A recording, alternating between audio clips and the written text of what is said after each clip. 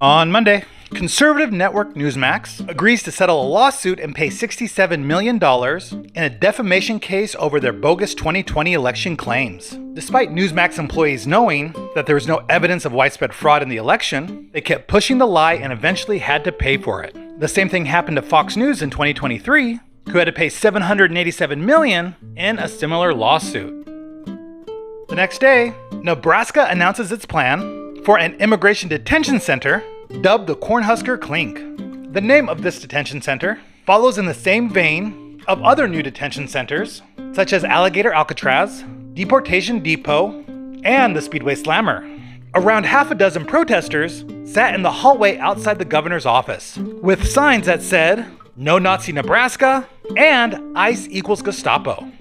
In line with the protesters, State Senator Megan Hunt said, "The number one thing we need to do is to protect our neighbors, protect the people in our communities who are being targeted by these horrible people, these horrible organizations that are making choices to lock up, detain, disappear our neighbors and family and friends."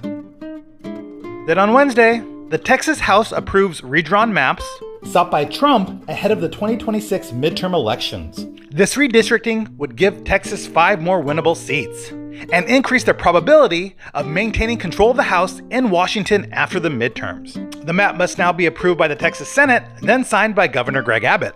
While Republicans have stated that the Supreme Court has allowed politicians to redraw districts for partisan purposes, critics say that in a democracy, people choose their reps, but this bill flips that on its head and lets politicians in Washington choose their voters. On top of that, critics say, if Trump is so confident that most Americans support his agenda, then why is he doing everything in his power to rig future elections for Republicans? The next day, a federal judge orders that Alligator Alcatraz must stop expanding and begin dismantling parts of it that violates environmental laws.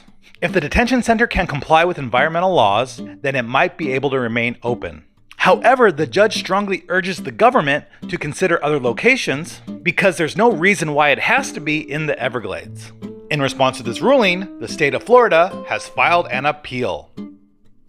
Then on Friday, the Defense Secretary Pete Hegseth ordered the National Guard in D.C. to start carrying firearms while patrolling the streets. He didn't give any further details, rather he said it's just common sense. Local officials like D.C. Councilmember Charles Allen says that Trump's actions are not of a president, but of someone on the march to an authoritarian takeover. The next day, we learn that the Trump administration seeks to deport Kilmar Abrego Garcia to Uganda after he refused a plea deal offer in his smuggling case. The plea deal that immigration officials offered was that if Abrego pleads guilty to smuggling charges, he would serve his jail sentence for pleading guilty, then be deported to Costa Rica. The Justice Department said Kilmar has until Monday to decide, or he'll have to stand trial for human smuggling charges, and if found guilty, would be deported to Uganda. At the moment, Garcia is still pleading not guilty and says that he's being punished for challenging his wrongful deportation to El Salvador earlier this year, and that the threat to deport him to Uganda is more proof that the prosecution is vindictive. Finally on Sunday, Trump targets Baltimore after a spat with the Maryland governor. The governor has criticized Trump's excessive use of force to combat crime and homelessness in Washington and invited Trump to visit his state to discuss public safety, to walk the streets, and to get a more realistic perspective of crime in his state. Instead of working with the Democratic governor, Trump attacked him on social media and threatened to send in the troops to clean up Baltimore.